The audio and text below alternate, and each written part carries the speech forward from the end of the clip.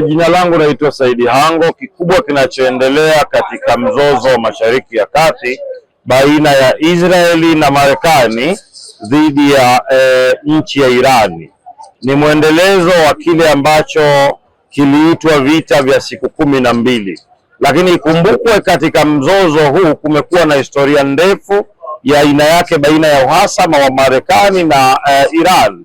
Kwa hivyo Israeli ambayo hivi sasa inaonekana imezungukwa na washirika wa kimakundi kule Mashariki ya Kati ambao ni wafuasi wa Iran, makundi kama vile Hezbollah, lakini pia utawala ambao ulikuwa unaiunga mkono Iran wa Bashar al-Assad, ni moja kwa moja inaonyesha ni kwamba ni vita vya aina yake.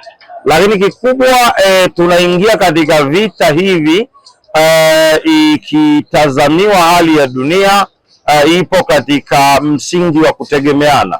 Kwa hivyo ukijaribu kuangalia lile ambalo linaendelea hivi sasa Mashariki ya Kati lilitokana na kile ambacho kilitokea wiki kadhaa zilizopita, kwa maana mazungumzo ambayo yalifanyika Omani na maeneo mengine juu ya mgogoro wa nyuklia wa Irani na makombora ya masafa marefu, ambapo takwa la Marekani ilikuwa ni Iran kuepukana au kuondokana kabisa na uwezo wake wa kurutubisha madini uranium kwa ajili ya kutengeneza bomu la nyuklia, ingawa madai ya Irani ilikuwa ni kwa ajili ya nishati ya umeme.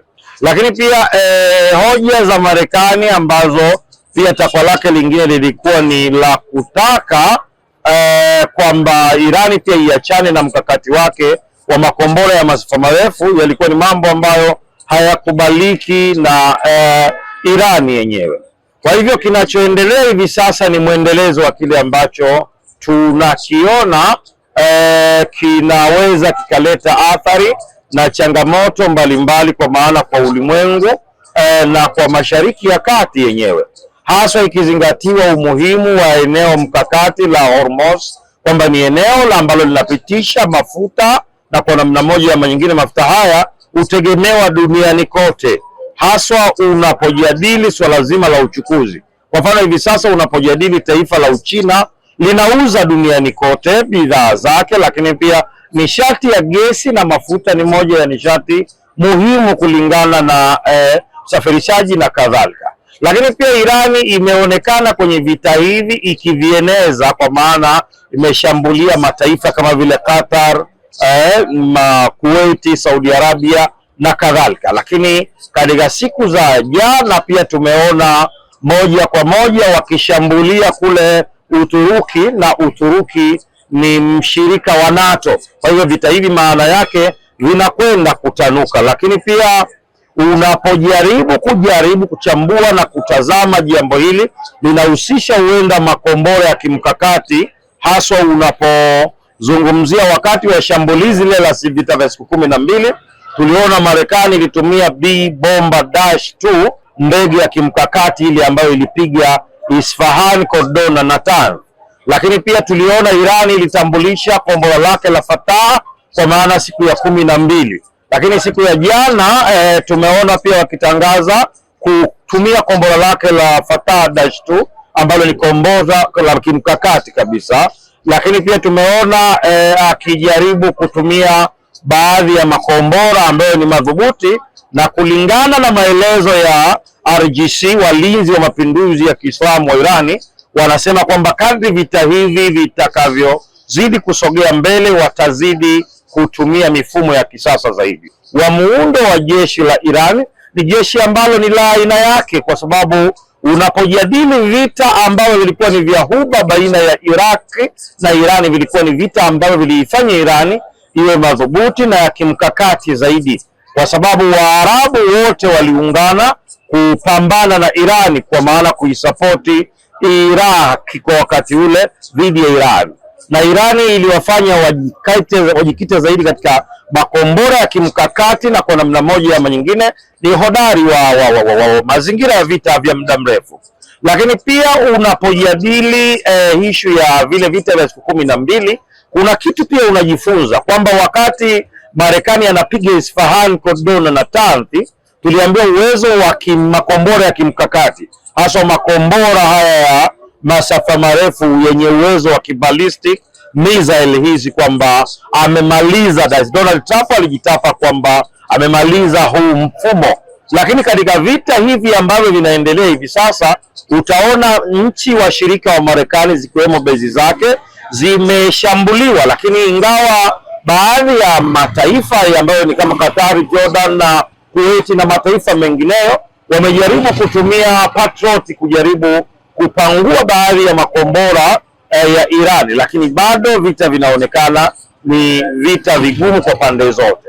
Tunajadili dunia ambayo inategemeana. Bila shaka tutaona mashirika makubwa ya ndege yamesitisha safari zake, hasa ukizingatia ukanda ule kuna kitovu cha biashara kwa maana Dubai, ambapo shughuli nyingi pia zimetatazika pale na kushindwa kuendelea na ruti za ndege kwenda maeneo mbalimbali.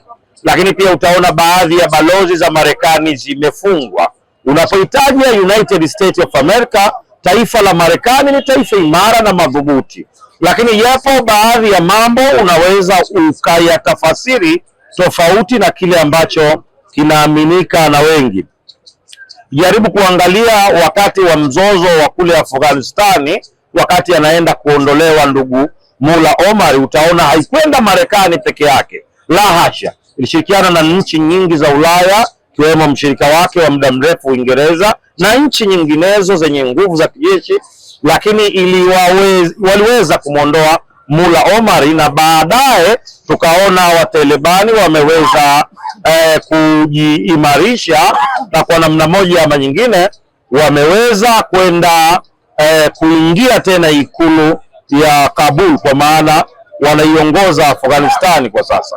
Kwa hivyo inawezekana wakafanikiwa misheni yao ya kusema wanamuondoa wanauondoa mfumo wa Irani ambao ni mfumo huu wa Kiajemi ambao umetengenezwa kwa misingi fulani ambayo ni tofauti. Wameweka mfumo mwingine, lakini baada ya muda mfupi, naamini kulingana na mifumo ya Waajemi hawa, kuna uwezekano mkubwa wakarudia mamlakani baada ya muda mfupi. Kwa hivyo vita hivi vikawa vimetumia nguvu kubwa, lakini faida na hasara kwa upande wa Marekani, hasara ikawa ni kubwa kuliko faida. Mimi binafsi ningeshauri mataifa ya Ghuba ambayo ni mshirika wa Marekani wajaribu kuiomba na kuinasihi Marekani iachane na vita hivi, kwa sababu unapojadili swala la athari za kiuchumi zinawagusa wao zaidi, haswa ikizingatiwa hivi punde baadhi ya nchi zimeonyesha kupungukiwa na makombora ya kudungua makombora, yani Patriot. Kwa hivyo kwa namna moja ama nyingine, hata kama watakuwa na uwezo mzuri wa kupangua makombora haya ambayo yanarushwa kutoka Teherani, cheche aidha mabaki ya makombora yale yanaweza yakaathiri miji kwa siku za usoni. Lakini pili pia ni wakati sasa wa vile vyombo ambavyo tunaviita ni vya kimataifa kama Baraza Kuu la Usalama la Umoja wa Mataifa, yani UN, na washirika wengine wa kimataifa kujaribu kutafuta suluhisho la njia ya mazungumzo katika jambo hili la Irani na Marekani na mshirika wake wa karibu Israeli kwa wakati huu.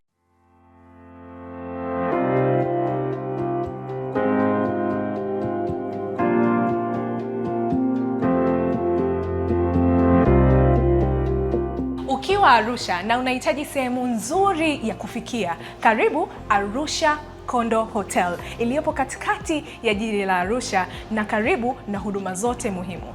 Licha ya kuwa katikati ya jiji, Arusha Kondo Hotel ina mazingira tulivu na salama.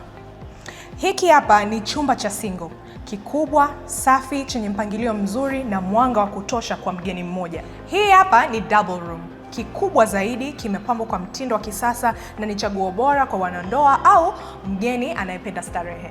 Hii ni twin room, chumba kikubwa chenye nafasi ya kutosha kinachofaa marafiki au wasafiri wa kikazi. Na hii ni suite, chumba chenye nafasi kubwa sana, mpangilio mzuri na mazingira tulivu ya kiwango cha juu.